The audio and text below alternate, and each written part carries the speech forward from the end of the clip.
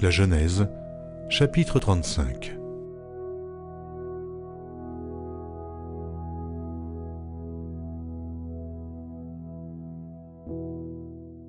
Dieu dit à Jacob, « Lève-toi, monte à Béthel et demeure-y.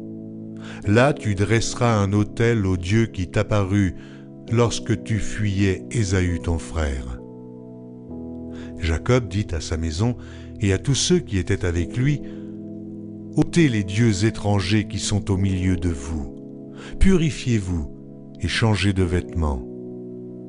Nous nous lèverons et nous monterons à Béthel. Là, je dresserai un autel au Dieu qui m'a exaucé dans le jour de ma détresse et qui a été avec moi pendant le voyage que j'ai fait. » Ils donnèrent à Jacob tous les dieux étrangers qui étaient entre leurs mains et les anneaux qui étaient à leurs oreilles.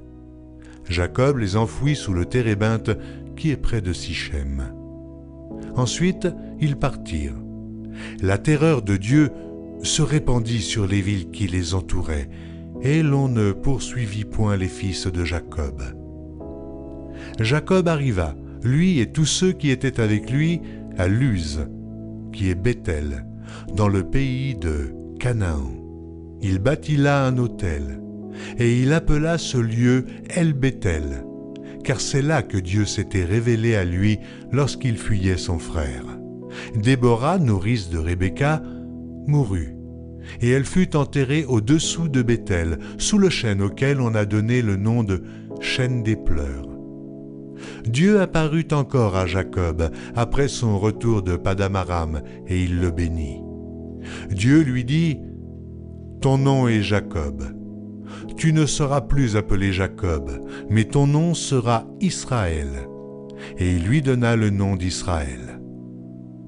Dieu lui dit, « Je suis le Dieu Tout-Puissant. Sois fécond et multiplie. Une nation et une multitude de nations naîtront de toi, et des rois sortiront de tes reins.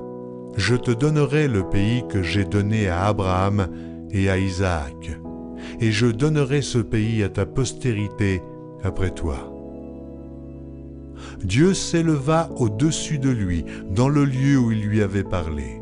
Et Jacob dressa un monument dans le lieu où Dieu lui avait parlé, un monument de pierre sur lequel il fit une libation et versa de l'huile. Jacob donna le nom de Béthel au lieu où Dieu lui avait parlé. Ils partirent de Béthel, et il y avait encore une certaine distance jusqu'à Ephrata, lorsque Rachel accoucha.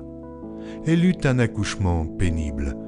Et pendant les douleurs de l'enfantement, la sage-femme lui dit, « Ne crains point, car tu as encore un fils. » Et comme elle allait rendre l'âme, car elle était mourante, elle lui donna le nom de Benoni, mais le père l'appela Benjamin. Rachel mourut, et elle fut enterrée sur le chemin d'Ephrata, qui est Bethléem. Jacob éleva un monument sur son sépulcre. C'est le monument du sépulcre de Rachel, qui existe encore aujourd'hui. Israël partit, et il dressa sa tente au-delà de Migdal-Éder. Pendant qu'Israël habitait cette contrée, Ruben alla coucher avec Bila, concubine de son père. Et Israël l'apprit. Les fils de Jacob étaient au nombre de 12. Fils de Léa, Ruben, premier-né de Jacob, Siméon, Lévi, Juda, Issachar et Zabulon. Fils de Rachel, Joseph et Benjamin. Fils de Bila, servante de Rachel, Dan et Nephtali. Fils de Zilpa, servante de Léa, Gad et Azer. Ce sont là les fils de Jacob qui lui naquirent à Padam-Aram. Jacob arriva auprès d'Isaac, son père, à Mamré, à Kirjat-Arba, qui est Hébron, où avaient séjourné Abraham et Isaac. Les jours d'Isaac furent de 180 ans. Il expira et mourut, et il fut recueilli auprès de son peuple, âgé et rassasié de jours, et Ésaü et Jacob ses fils l'enterrèrent.